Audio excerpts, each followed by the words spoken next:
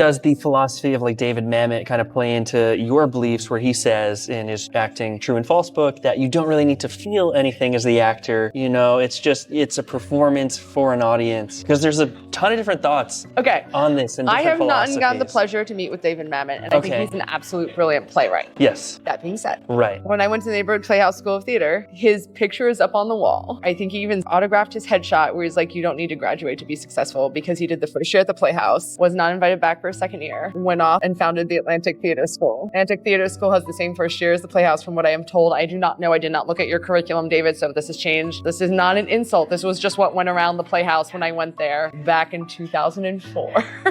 20 years ago. And then he made up his own second year. But what he says there is very interesting, right? Because there's that famous meeting of Laurence Olivier and Dustin Hoffman, where they were working on a movie together, and Dustin Hoffman was like, well, I'm not feeling it. And Laurence Olivier was like, try acting, my dear. And so I think there's a balance of the pretend and the realized. And you also have to look at like stylistically what you're doing. Stylistically, how is your character portrayed? Stylistically, how far do you need to go to be truthful? Because if something is unauthentic, it's going to read a mile away as unauthentic. Like if I'm talking to you right now and being sincere, you get that I'm being sincere. But like if I'm not being sincere, if I'm being phony, and you've met people in your life who are phony, and you know instantly. You can feel it. Yeah, you can feel it. So, but if you've created a character that their whole level of real is phony, then you're dealing with a different level of things. There's a lot of craft involved, and you have to be willing to play and make mistakes. And Martha Graham, who I absolutely adore, said, you know, you have every right to go into that rehearsal room or that audition room and fall on your face so you can come back and be successful. And you're not going to be successful unless you give yourself